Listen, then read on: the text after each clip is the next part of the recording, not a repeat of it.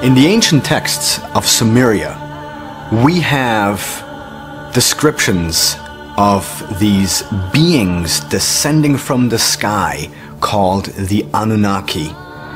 The term Anunnaki means those who from the heavens came. This is entirely wrong. The word Anunnaki means princely seed or princely blood. The idea is that the Anunnaki were direct creations of Anu, who was regarded as the father and king of the gods. As we will see, this is the main idea associated with the Anunnaki in the minds of the Sumerians. That is, that the Anunnaki were directly created by Anu. And so it makes sense that even their name reflects this idea. That is, that they were the offspring of the prince.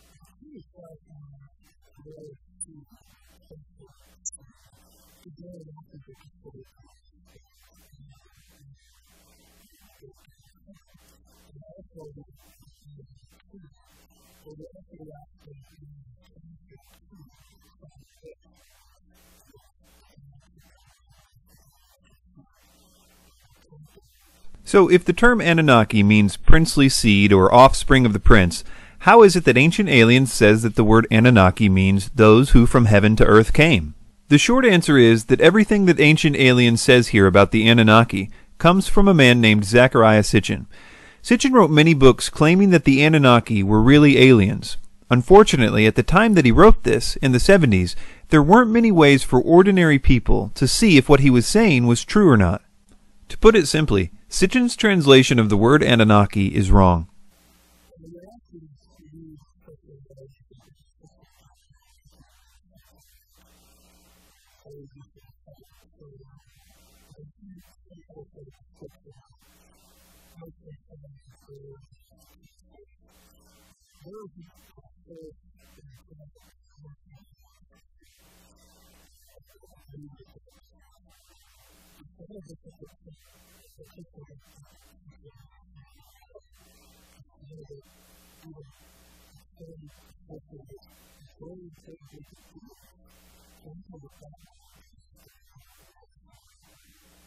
Sitchin claimed to be an expert on Sumerian writings, yet we can now see that he didn't seem to even understand the basic grammar and vocabulary rules of the Sumerian language. Several real scholars challenged him on his translations and on his lack of any academic credentials in the field, pointing out that there is no record of Sitchin having anything but a journalism degree. One such scholar is Dr. Michael Heiser.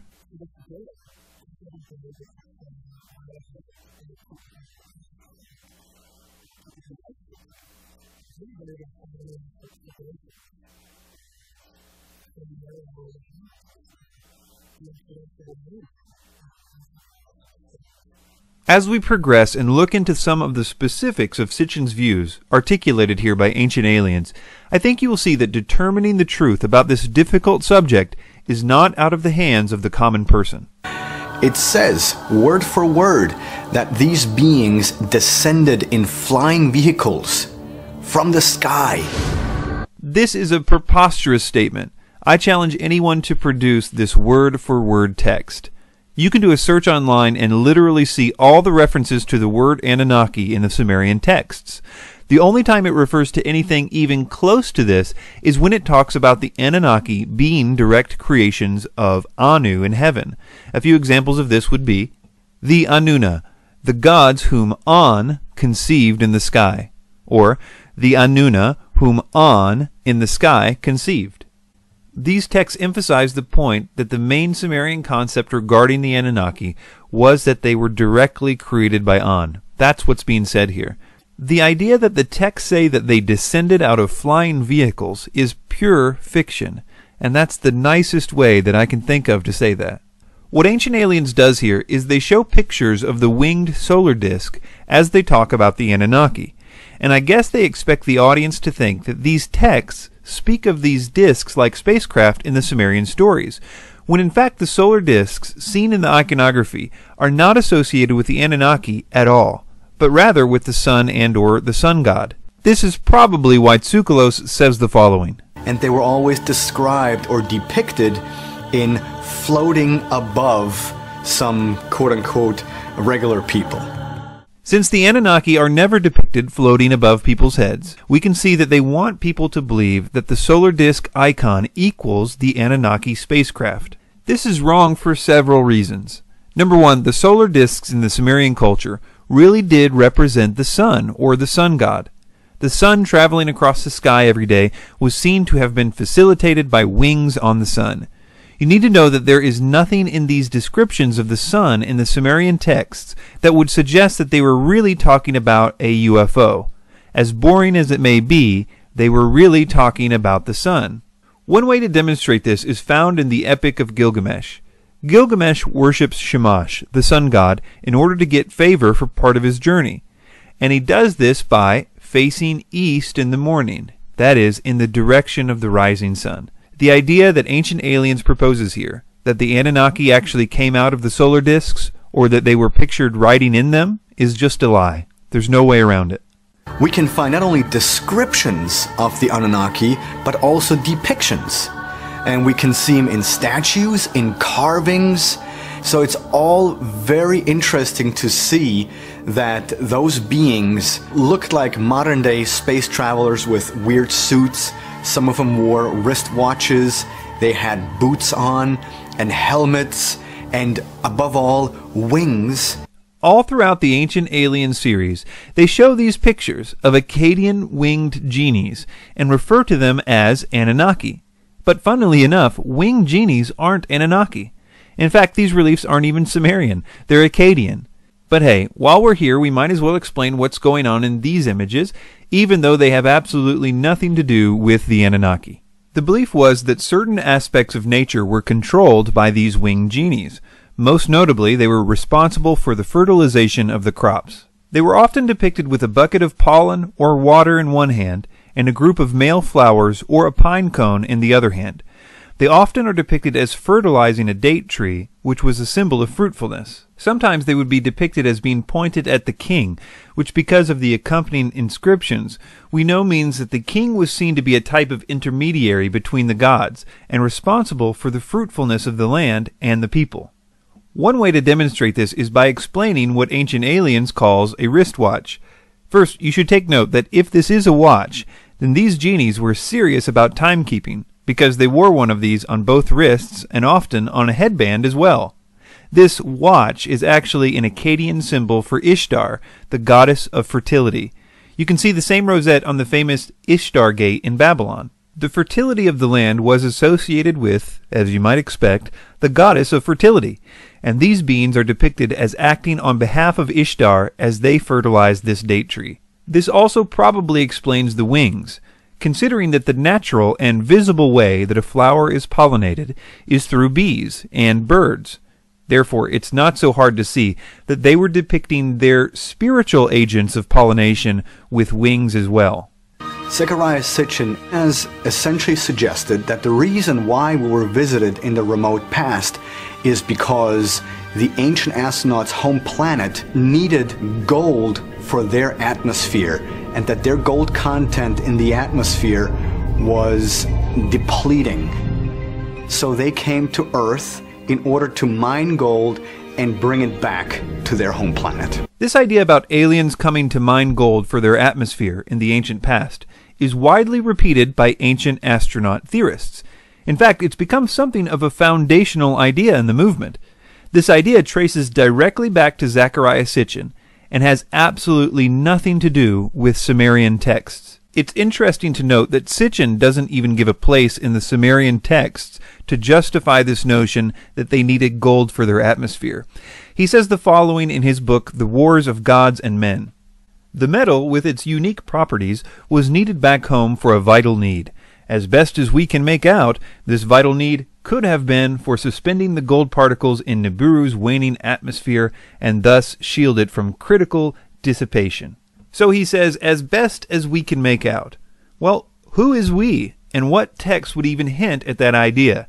Sitchin never says. He simply creates this idea of gold particles being needed in a planet's atmosphere out of nowhere. Nowadays, you can do a word search for the uses of the word gold in the Sumerian texts. We can read every mention of this word.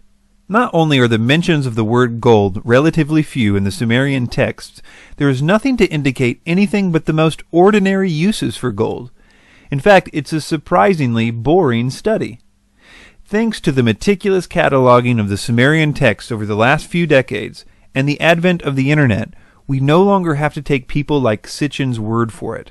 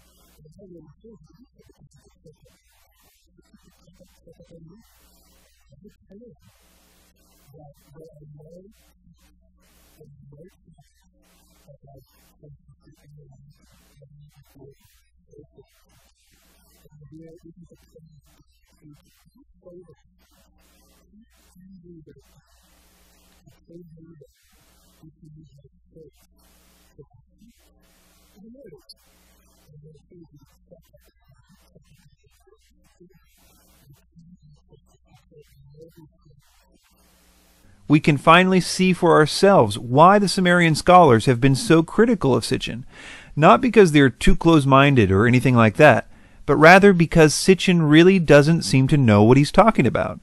Let me give you an example of how Sitchin comes up with his, quote, amazing translations. Let's take this idea that the Sumerian texts speak of mining gold. Now, since the Sumerian texts do not speak of mining gold in any way, Sitchin has to construct this idea out of thin air. This is how he did it.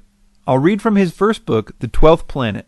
Quote, some Mesopotamian hymns to Ea exalt him as Bel-Nimeki, translated Lord of Wisdom. But the correct translation should undoubtedly be Lord of Mining. In classic Sitchin style, he never gives any reason that the, quote, correct translation should undoubtedly be Lord of Mining. He just says it should be and leaves it at that. Again, we have Sumerian dictionaries written by the Sumerian scribes themselves, and the Sumerians don't agree with Sitchin here. So why should we?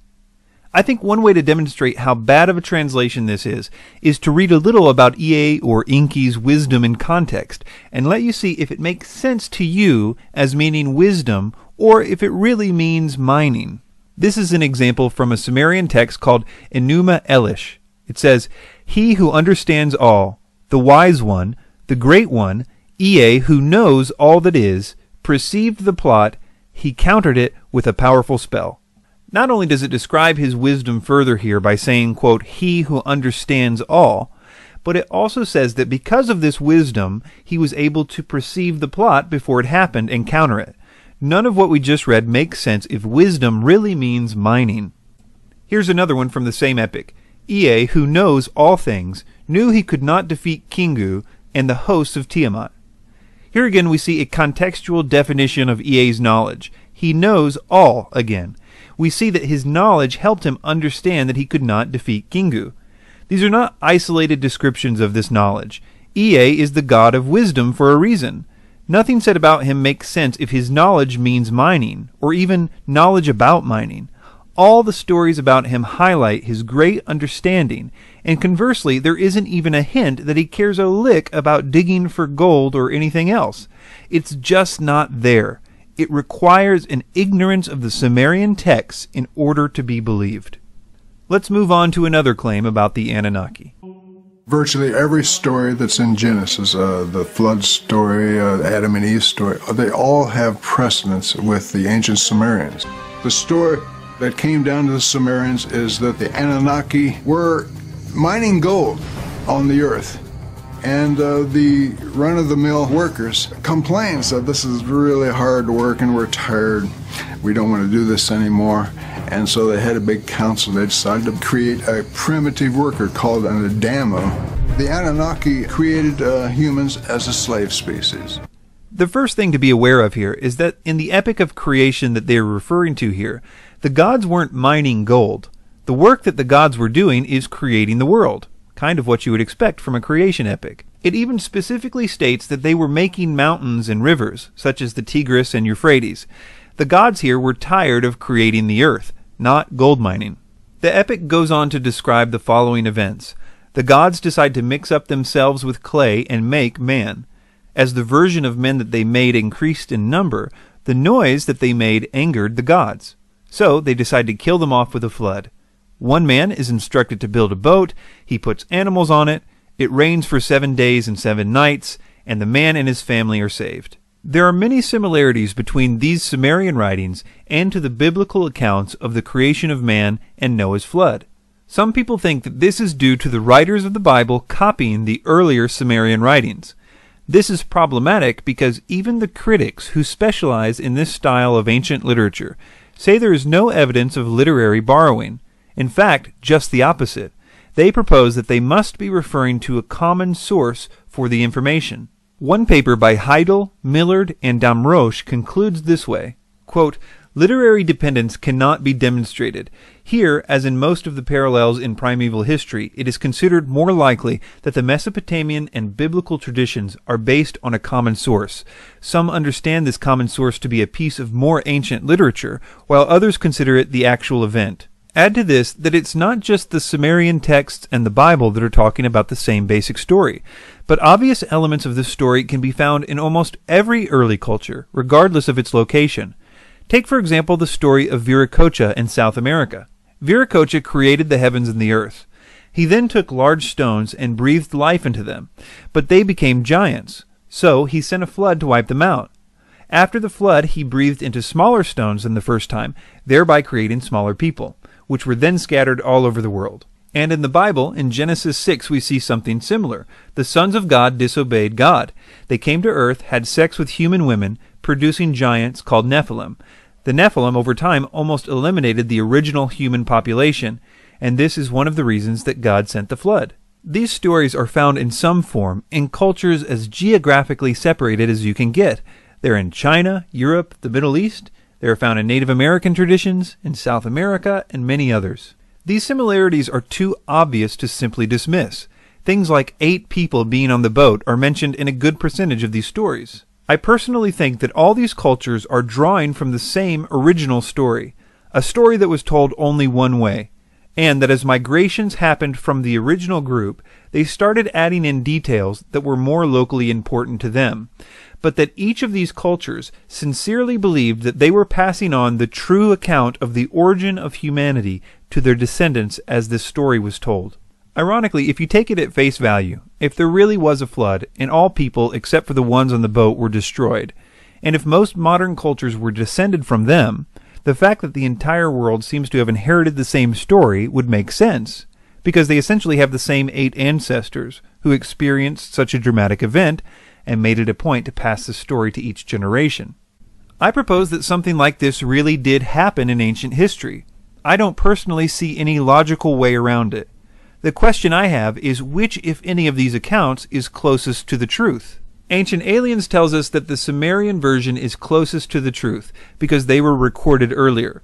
That makes sense to a point, but we have to remember that the events described in the Sumerian texts were still ancient history to the Sumerians.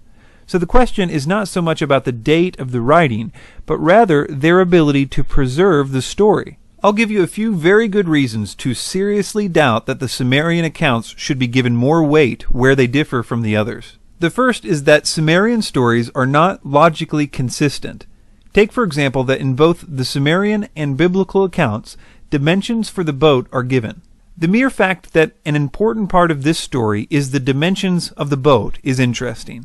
But when you draw out the dimensions, you have on the one hand the Sumerian boat being a big cube, and the biblical one being described by naval engineers as nearly perfect for maintaining stability without hull damage in incredibly rough seas. Another reason not to trust the Sumerian texts where they differ from the others is that, as every Sumerian scholar knows, the Sumerians constantly change the details of their stories to suit the different situations. For example, texts of the same story found in the Temple of Enki will differ from the ones found in the Temple of Inanna, even if they are from the same time period, but especially if they're from a different time period. To quote one Sumerian scholar, quote, "Inconsistencies are a regular feature of Sumerian poetry," end quote. He goes on to say that integration of different texts by the Sumerian scribes often appears somewhat careless. Compare that with the ancient Hebrew scribes, who were notorious for taking their job ultra seriously. They had many rules that governed their copying of their sacred texts. For example, it is said that they would have to speak every letter out loud before committing it to paper. One example of a vindication of this meticulous attention to detail is with the Isaiah scroll found in the Dead Sea Scrolls. The earliest copies of the Hebrew Old Testament before the Dead Sea Scrolls were the Masoretic texts, which were copied between the years 600 and 1000 AD. So the Isaiah scroll, one of the best preserved scrolls, would be a way to prove or disprove if their scriptures had been faithfully copied by the scribes during the previous 800 years.